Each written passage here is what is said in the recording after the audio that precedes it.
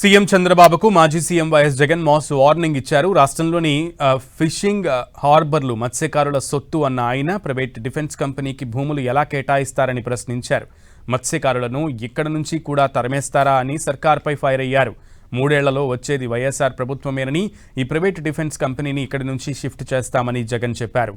Juvvaladinne fishing హార్బర్ను పరిశీలించిన జగన్ స్థానిక మత్స్యకారులతో ముఖాముఖి కార్యక్రమం నిర్వహించారు.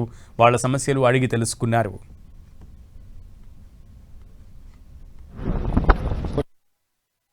ఈ జువ్వెలదిన్న ప్రాజెక్టులో ఇక్కడ డిఫెన్స్ సాగర్ డిఫెన్స్ అంటే ఒక ప్రైవేట్ డిఫెన్స్ కంపెనీకి చంద్రబాబు నాయుడు గారు ఇక్కడ భూములు కేటాయిస్తారు. ఉన్న 79 ఎకరాలలో సగం ఈ ప్రైవేట్ డిఫెన్స్ ఫ్యాక్టరీకి చంద్రబాబు నాయుడు గారు కేటాయిస్తారు. అంటే దాని అర్థం ఇక మత్స్యకారులకు ఇక్కడి నుంచి కూడా తరిమేసే కార్యక్రమం చేస్తూ ఉన్నాడు చంద్రబాబు నాయుడు గారు. నేను అడుగుతా ఉన్నా చంద్రబాబు నాయుడు గారిని, ధర్మమేనా న్యాయమేనా అని అడుగుతా ఉన్నా. ఇదే మనిషి చంద్రబాబు నాయుడు గారిని మత్స్యకారుల కోసం ఫిషింగ్ హార్బర్లు జగన్ నిర్మిస్తే నువ్వు చేస్తా ఉన్నది ఏందయ్యా? దీన్ని కూడా దోచుకునే కార్యక్రమం చేస్తా ఉన్నావు ప్రైవేట్ వాళ్ళకి ఇచ్చి. చంద్రబాబు నాయుడు గారిని గట్టిగా వార్నింగ్ కూడా ఇస్తా ఉన్నా. కళ్ళు మూసి తెరిచేసరికే మరో 3 ఏళ్ళు అయిపోతుంది. వచ్చేది వైఎస్ఆర్సీపీ ప్రభుత్వమే.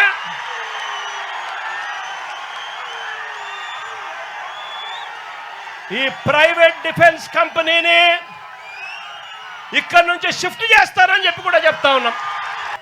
ఇక్కడ ఫిషింగ్ హార్బర్ ఇక్కడే కాదు, రాష్ట్రంలో కడతా ఉన్న 10 ఫిషింగ్ హార్బర్లు అన్నీ కూడా మత్స్యకారుల సొత్తు అని చెప్పి కూడా ఈ సందర్భంగా కూడా చెప్తా ఉన్నా.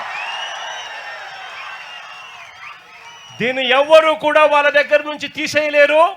చంద్రబాబు కాదు కదా, వాళ్ళ తాత కూడా తీసేయలేదని చెప్తా ఉన్నాను.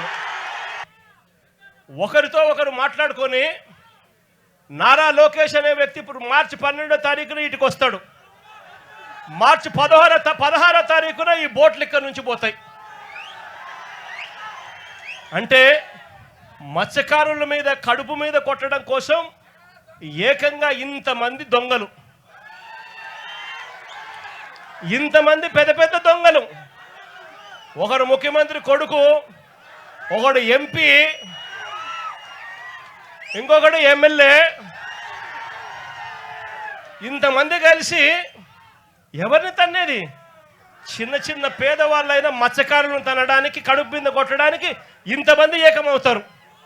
నేను అడుగుతా ఉన్నా, వాళ్ళ మధ్య జరిగిన టెలిఫోనిక్ ఫోన్ సంభాషణలు, కాల్ డేటాలు కూడా ఈ మాదిరిగా అందుబాటులో ఉంటే, ఈ డేటా అంతా కూడా కనిపిస్తూ ఉంటే ఒక్కరినన్నా అరెస్ట్ చేశారని అడుగుతా ఉన్నాను.